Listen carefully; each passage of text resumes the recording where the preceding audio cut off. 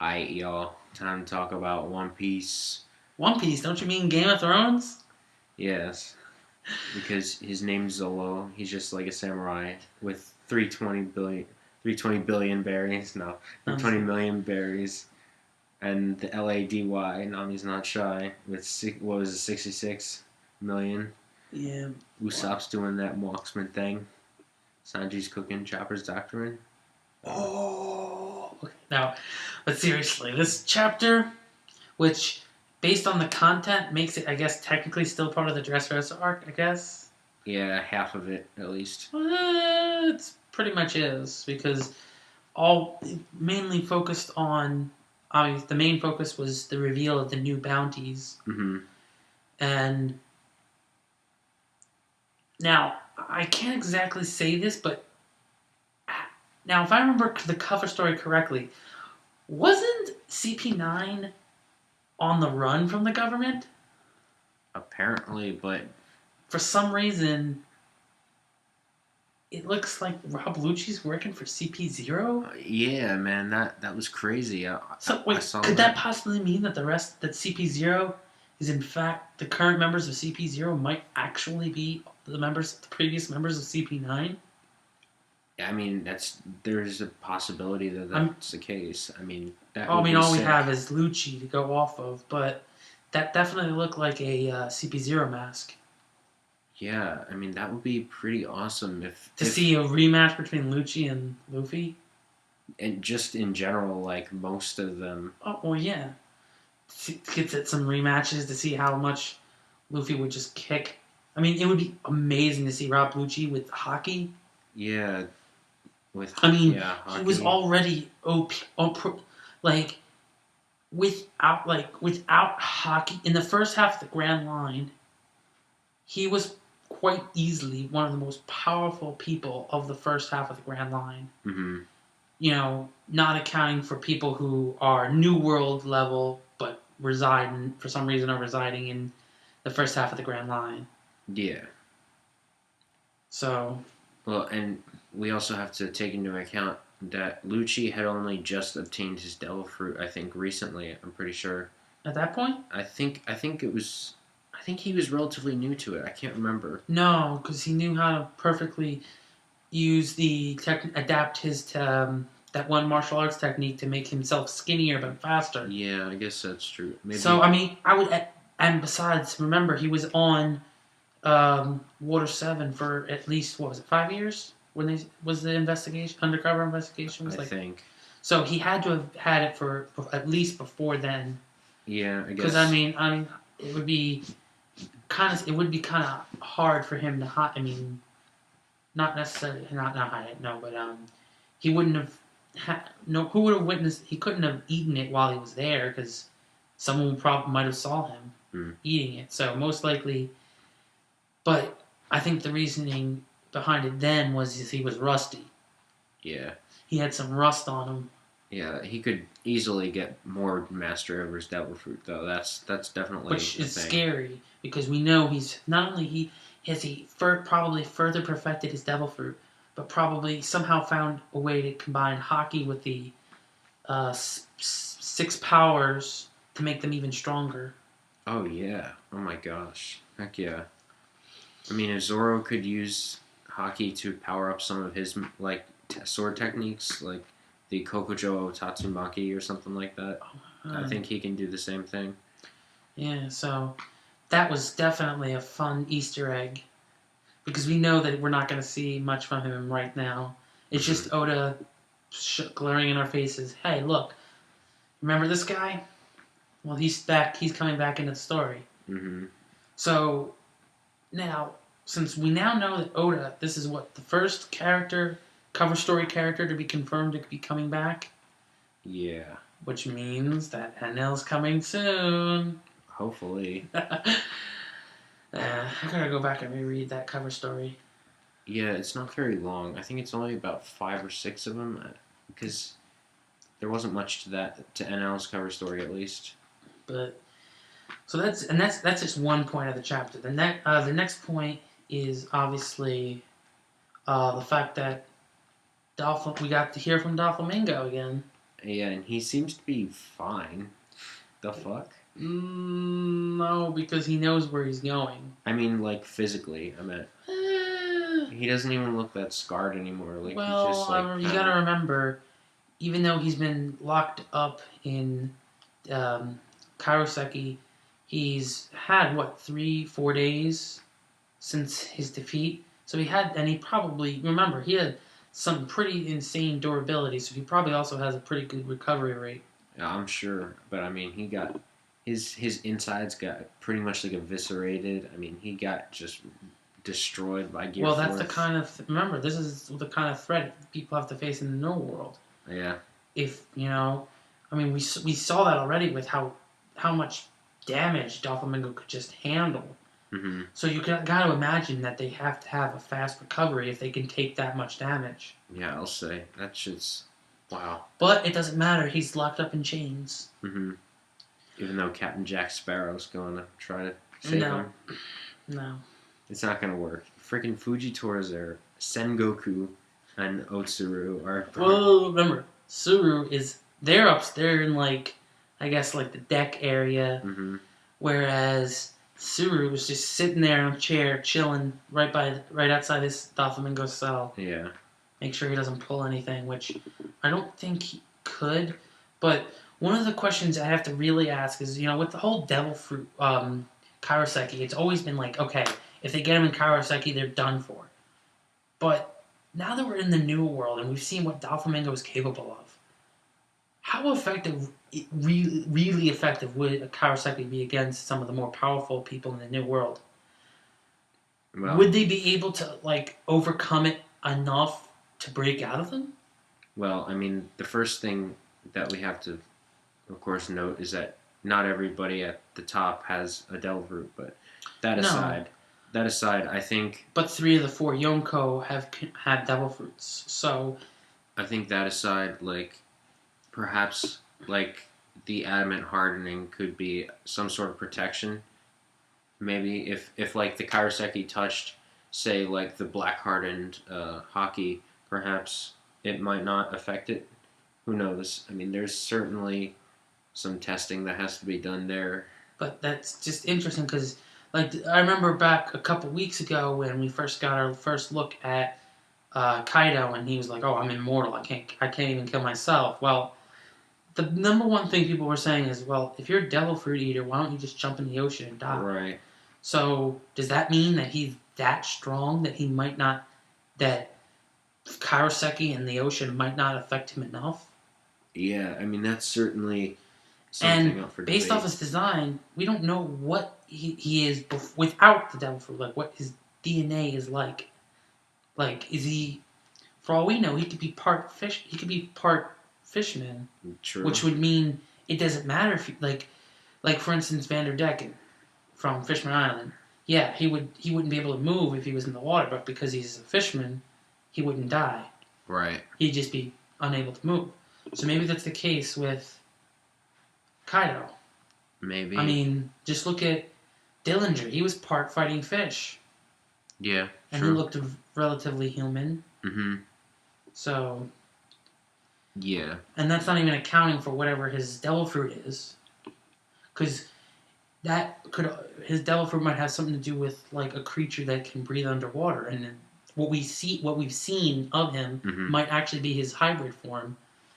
Because, as we've seen with Chopper, some Zoans are in their hybrid form. Because I believe that's what his normal form is his hybrid form. Mm-hmm. So that version of Kaido might be his hybrid form. Right. The thing about Kairoseki is I think it's gonna start to become less and less of a thing because even in Punk Hazard, Law was able to cut Kairoseki chains because of his Devil Fruit ability. I guess. Yeah, but I mean, up to as far as we can tell, Zoro hasn't shown the ability to cut Kairoseki. Not yet, at least. But I'm pretty sure he probably can at this point. He would probably should be able to by the time he gets up to Mihawk's level. Oh yeah, I'm sure Mihawk can do it. So that would kind of mean that it's not. Yeah, I mean, I agree with you in the fact that it's probably going to be less and or not yes, less and yes, less and less used as a plot device. More or less, if anything, it'll be similar to like this with Doflamingo, where it's like, okay, the enemy's defeated, just to make sure just as an extra precaution, we're gonna put Karaseki cuffs on him, and that's it. It's not gonna be like, oh, we're gonna make a bunch of shit out of Karaseki and use that as a weapon against Devil Fruit users, because at this level, it's not really gonna help. Yeah. Yes, to restrain them once you defeat them, yes. To use it, incorporate it into a weapon so you can help defeat them, no. Yeah. I don't think it's going to be that, because especially when you're on this level competition, no. Mm-hmm. So, alright. So, is there anything else besides the bounties? Or anything related to the bounty posters? No. No, because I mean, there's not much to talk about because we know the bounties at least. Well, yeah, but there's some certain things, like for instance, Law's bounty. Even though we don't see his poster, it's been confirmed to be 500 million. Right. Which is also Luffy's bounty, which now makes them even, because before, when he became a warlord, he had a bounty of, I believe, 440 million, which made him higher than Luffy's. So a lot of people are like, oh well, if Laws plans on joining Luffy, Luffy has to have a higher bounty. Well, now they have equal bounties. So obviously now there are people out there who say Law will become one of the Yonko to oppose Luffy. I'm like, no. This arc tells me one thing. Law is going to be he's either going to be a member of the crew or one of the division commanders, or Cersei or whatever, just like, Cavendish, Bartholomew, and all them. Now, why would you say, how could he be a part of the crew? He has his own crew. Well, I would don't put it past Oda to do something like that, where Law's entire crew just gets wiped out by Kaido off screen or something. Yeah. And yes, it'll be sad, but at least they didn't die on screen, which is what Oda is known for. He doesn't usually kill people on screen. Mm-hmm. He'll kill people. The only people who die on screen are fodder characters. Or Whitebeard and Ace. On a regular basis. Yeah.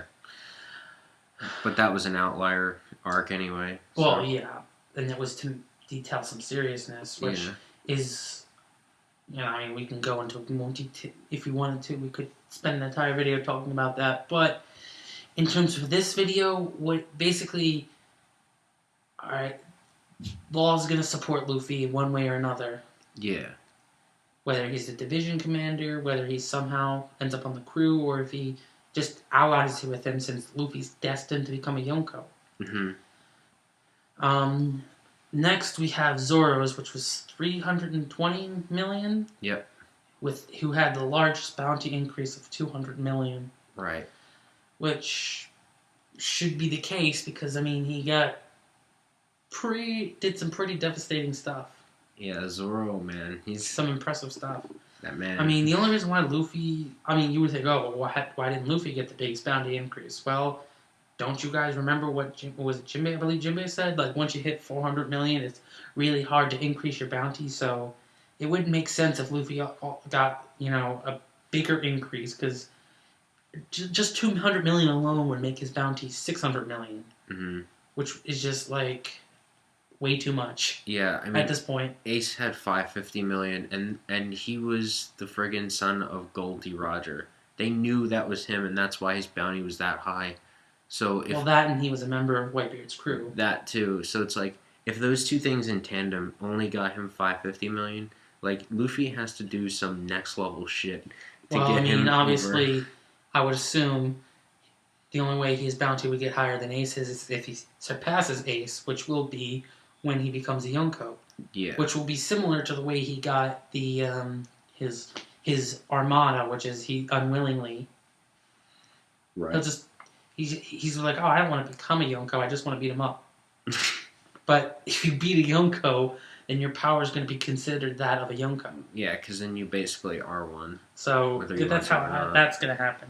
Yeah. Then we have Sanji's. Thank you.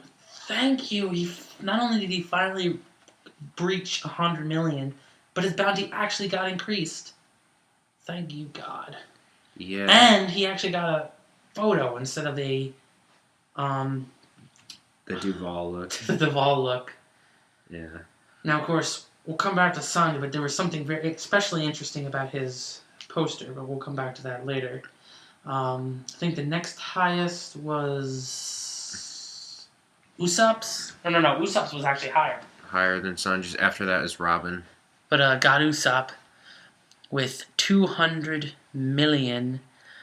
With, of course, the picture of him all beaten up. Mm-hmm. Frankie's isn't happy because he still hasn't broken 100 million. He is with only 94 million. Mm-hmm. Nico Robin has 130 million. And of course, Nami had 66 million. Brooke has 83 million. Chopper still is the only one with a gag, and the fact the gag is that they think he's a pet. Mm-hmm. I mean, it's kind of expected because he didn't really do anything in this arc. Mm-hmm. But I mean, just imagine what's going to happen when what are they going to call him? Monster Chopper when he finally when somebody finally is able to sit there and see what he can do. Mm-hmm. So overall, thankfully everyone was able to get a bounty increase, even though some of them weren't even in the manga for like over a year. Yeah. So I guess that was through involvement, I guess, or association. Yeah. And I'm sure they got Smoker gave some details of what happened at Punk Hazard. Yeah, that's true. And so,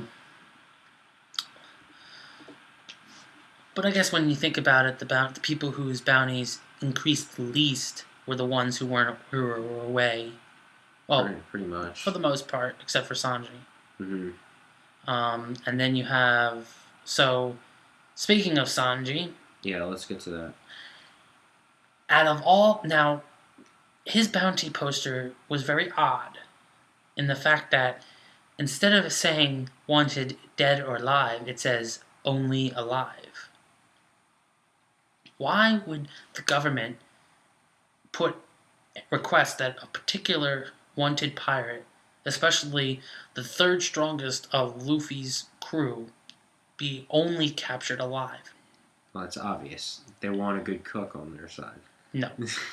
Now there's always that theory going around that Sanji was royalty, and it's very well possible. However, what royal family from the North Blue could possibly be influential enough to say, "Hey, we don't want you killing our son"? Yeah. Nope, none. There isn't.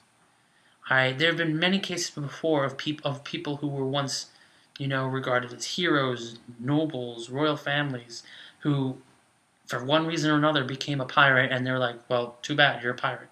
Mm-hmm. So there's only one explanation. Sanji's related to somebody seriously important. Maybe it's a Gorosei. Maybe he's even related to a Tenryubito. We don't know, because prior to the very day of his meeting of Zeph, we don't know anything except that he grew up in the North Blue and was raised in the East Blue, mm-hmm. and that he was used to be told the story of Nolan the Liar.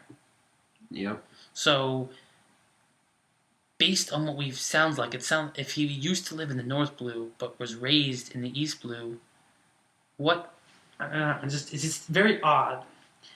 I mean, like I said, it has to be someone on Gorosei or Tenryubito level. Yeah, I'll say. Because the only other person I could say is maybe he's related to one of the admirals somehow. Maybe. That would be interesting. Akainu, maybe. Because, even though Akainu might actually know Julia Bonnery too, but that's kind of... The family relationships in One Piece are just so screwed up. Yeah, speaking of, there was a theory that Fujitora and Akainu were actually brothers, but that was done by Goku of Light. Yeah. And actually, it was actually an interesting theory. I actually think it's not a half bad one either. But Yeah. that aside, Yeah. That aside, it's see the whole idea about Sanji. This big idea of Sanji's past. You know, everybody thinks, oh well, we already saw his past. Well, no, he is one of the few Straw Hats. Well, actually, one of the most of the Straw Hats actually have pieces of their past missing mm-hmm.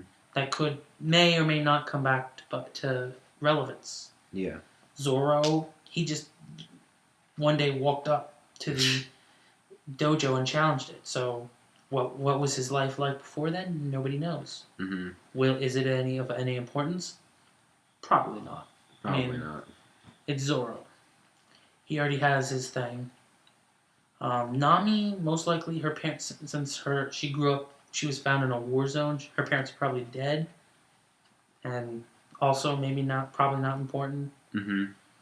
But Frankie, his parents were pirates, so they might be somebody famous. You never know. We know Usopp's parents, yeah. Tidge. Obviously, no Luffy's father, at least. Yes. For some reason, we can't figure out the Monkey D family women. Yeah. So that might also will definitely come back to be revealed later on, mm-hmm. because the reason why it's been kept a secret for so long is probably going to be of some importance. Is it weird that we, pretty much all the Straw Hats, we only have seen at least only one parent or none? It's because Croc is the missing link in all of them. No. Well, for one thing, Brook is he's 90 plus years old. So, for one, Frankie's Crocodile's not even that much older than Frankie. And we have no idea who the hell Nico Robin's father is, but it's probably of no importance. It's gotta be Croc. No, it's gonna be the father is probably Clover.